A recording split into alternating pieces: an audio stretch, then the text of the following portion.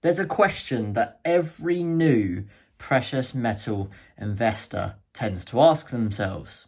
And that question is, should I be buying from the Royal Mint, or should I look elsewhere for picking up my very first gold and silver bullion? Okay, so let's get straight into the video. Is the Royal Mint a ripoff? Well, there's certainly a lot of opinions out there regarding the reputation and the price point of the Royal Mint. So I'm going to get straight to it. This is my opinion. It's not particularly factual, apart from some of the evidence in this episode, but it is my thoughts on the matter. Now, my personal opinion is yes. The answer is yes. I think the Royal Mint is, in fact, a bit of a rip-off. Now, before you get your pitchforks out, I'm going to give you some facts and evidence to justify my argument. So let's go straight through some examples and compare the prices between gold and silver bullion from the Royal Mint to one of the most well-known and cheapest bullion dealers out there, Tavex Bullion. So starting off, let's go with a Royal Mint 1 gram gold bar. Here I've got one as an example. I bought this 1 gram Royal Mint gold bar direct from the Royal Mint, and it was the first gold piece I ever purchased, and I absolutely love it. But that's not to say I didn't pay some hefty fees for it. Now, this 1 gram gold bar would fetch you £76 from the Royal Mint if you were to buy it today. However, if you were to buy the same purity and weight and form of gold, such as a 1 gram gold bar from Tavex Bullion, it would cost you £58. Now, you're probably trying to calculate the difference between that and the Royal Mint's price. Well, I've done it for you, and the difference is an astonishing £18. Now, I know some of you are going to think, you're going to say, well, the Royal Mint's reputation is far greater and it's globally renowned compared to Tavex Bullion.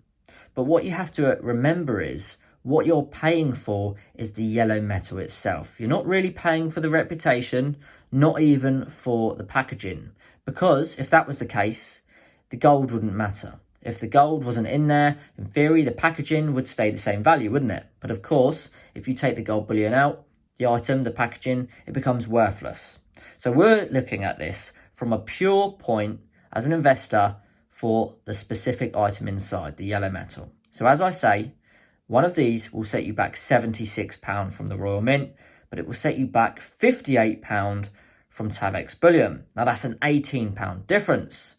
Now the only difference, you might argue, is you're buying a Tavex Bullion gold bar instead of a Royal Mint 1 gram gold bar. But my argument is the precious metal is exactly the same. The purity is still 4 nines fine, and it's still 1 gram of gold. And at the end of the day, as me, an investor, that's all I really care about. So when I look at the difference between £76 and £58 and a difference of £18 for the exact same purity and weight of precious metal, I find it nearly impossible justifying going to the Royal Mint to buy a 1 gram Royal Mint gold bar when I could go to somewhere like Tavex Bullion and pick up the same purity and weight of precious metal for an £18 saving. Okay, so let's move on to a bigger size of precious metal. You're going to say, well, the 1 gram gold bars, they carry a lot of premium, so maybe there is a bit of a difference. That's a fair argument. So for this argument, I've also looked up the price differences for a 1 ounce gold Britannia. A lot of you will have some of these, some of you won't, but we all know what they are. It's one of the largest pieces of gold you can buy, and it's very, very popular. So if you want to pick up one of these exact Royal Mint 1 ounce gold bullion coins from the Royal Mint, it's going to set you back a whopping £1,671. A pretty big price. But we don't know what that means yet until we compare it to price points from another bullion dealer. So we're going to do that again with Tavex Bullion. So I looked up the same precious metal, the exact same make, produced by the Royal Mint, except Tavex Bullion are selling it. They're selling it for £1,637. you're probably trying to work out the maths again, but don't worry, I've done that for you. The difference is an astonishing £34 for the exact same item. In the first example, we used a Royal Mint 1 gram gold bar and a Tavex 1 gram gold bar. So you can argue that there is a slight difference. But in this particular topic of what we're talking about this very second, it's the exact same precious metal. The same weight, 1 ounce, and the same purity, 4 nines fine of 24 carat gold bullion. And there's a difference of £34. I personally find that astonishing. To give that a point of perspective, you could pick up a 1 ounce Perth Mint Dragon Bar for that in silver form and still have some change. You could pick up a 1 ounce 2024 Coronation King Charles Britannia and have over £10 in change. And you're buying the exact same precious metal. For me, it's a no-brainer. Why would I go to the Royal Mint when I can pick up the exact same precious metal from Tavex Bullion for £34 cheaper? For me, it's crazy that they try and justify these premiums. Now, yes, you can say, well, they are the wholesaler, they've got their right to charge the premiums, and they are essentially the UK bullion dealers' supplier. But you would think that they would try and at least compete with some of the people that they're selling their own bullion to. I guess they don't need to worry about that because they're clearly making enough money. All right, so we've talked about gold bullion. Let's move on to silver. Okay, so for this example, we're moving over to silver. Now, let's look at this 1 kilogram silver Britannia coin. I absolutely love it. It's one of the pride and pieces of my own investment stack. But let's get straight to the nitty-gritty of the values of this item. Now, I've included this with VAT because in the United Kingdom, we do pay 20% VAT. But nonetheless, the theory and the argument stays the same with or without VAT because it's only 20% on or 20% off if you want to work it with or without VAT. But like I said, this example for silver is including VAT. So if you want to pick up this 1 kilogram silver Britannia coin from the Royal Mint, it's going to set you back £1,041. Fair to say, no pocket change. When we compare that to the same exact item again from Tavex Bullion, it's £943. That's a difference, a huge difference of £98. You didn't mishear me there. £98 is correct. That is an astonishing difference for the exact same precious metal, in my opinion.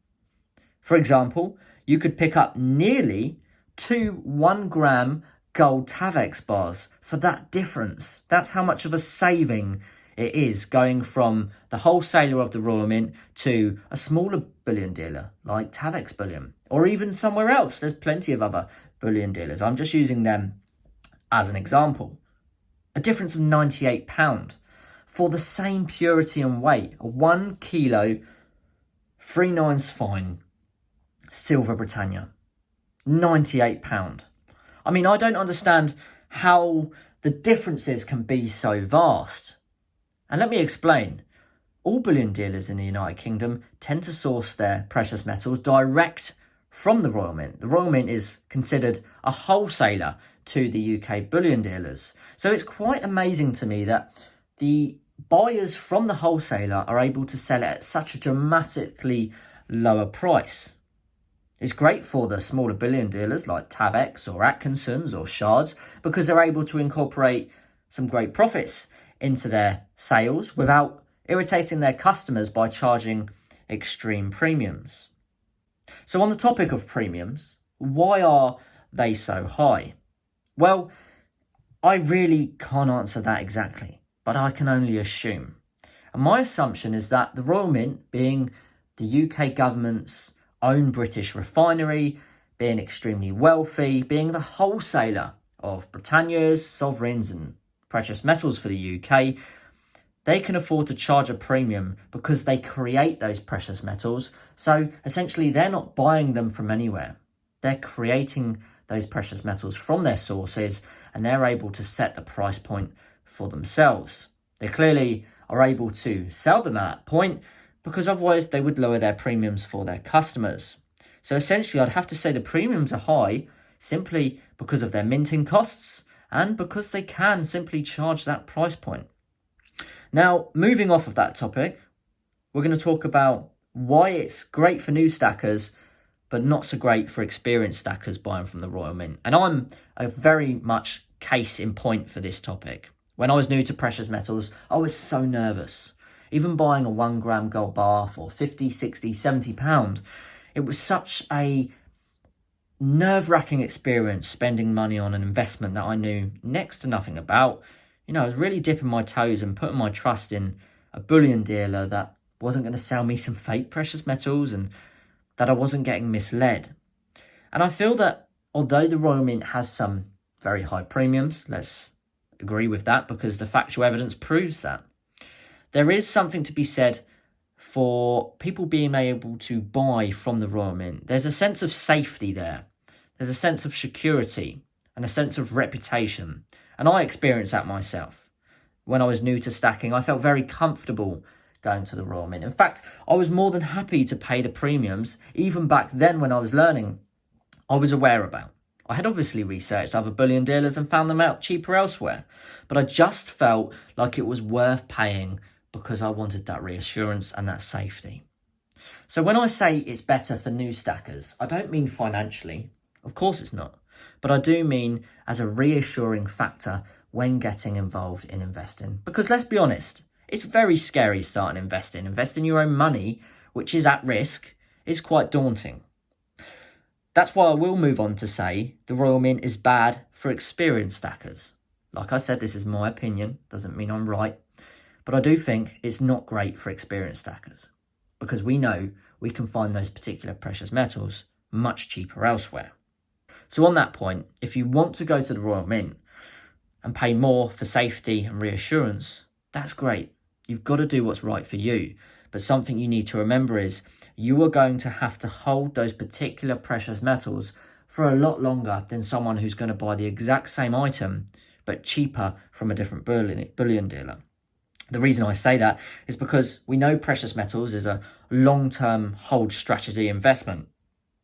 You have to hold it for a long time to not only recoup the premiums you've paid, even from cheaper bullion dealers, but you want to use that to preserve your wealth and hedge against inflation. That's the main reason for investing in particularly gold and silver. So if you are choosing to go to the Royal Mint, that's great. You're getting a precious metals that you're happy with. That's what's important. But you need to remember that you're going to have to hold it longer than the person who's bought it £98 cheaper elsewhere because they don't have to wait as long to recoup the price they've paid. Okay, so maybe you're thinking, look, you've made a good point for not buying at the Royal Mint. The premiums, the factual evidence of the prices is self-explanatory. So where can I go for cheaper bullion? Well, there's lots of options. You can do your own research and don't just take my word for it. Look up other videos online and companies. There's plenty of great examples out there. But for me personally, I'd have to recommend, for me, number one is Tavex Bullion. Their price point is great. I love their customer service, their reputation. But you can also go to places like Atkinson's or even the Silver Forum. The Silver Forum is a second-hand precious metals selling and buying society where you can pick up some unbelievably great priced gold and silver. For me personally, I only really tend to buy silver from forums because the value price point, I feel comfortable with liquidating that sort of fund on second-hand silver from someone I've never met. Gold, I'm a little bit more careful with, but not to say that you can still get fantastic deals from silver forums and other places like that. Finally, a point to touch on with the Royal Mint is their customer service isn't great. I think that is an important factor when you're getting charged the higher premiums. You expect higher service. It's like when you go anywhere, when you pay a higher price for a really nice car, you expect higher quality. When you go to a 5-star hotel instead of a 3-star hotel, you're paying a lot more, but you expect better service. And I think that goes for the Royal Mint as well. But having had experience and what I've heard from other investors, the customer service doesn't quite match up with the premiums they charge. You could argue that their quality matches up with their prices, but if that was the case, then why would you not go to another bullion dealer selling the exact same quality item for cheaper? So overall, in my final conclusion, I've got to say that this is my opinion. It's not 100% accurate, of course. It's based on some, let's say, loose evidence, but evidence nonetheless, which is based off of Tavex Bullion and the Royal Mint's website. And I think that can leave you to make your own assumptions and mind up about whether you might want to buy from the Royal Mint or maybe look elsewhere. For me, I think it's great for new precious metals investors to feel comfortable when starting their journey. But as soon as you start getting comfortable, I'd really recommend looking elsewhere for the same precious metal, but at a much cheaper price. Because as me, having an investor's mindset, the number one factor has to be price point. I hope you enjoyed this episode. Thank you so much for watching all the way till the end. It really does mean a lot. Let me know in the comment section if you stayed till the end. I'd really love to know. And until next time, I'll see you all in the very next episode. Bye-bye.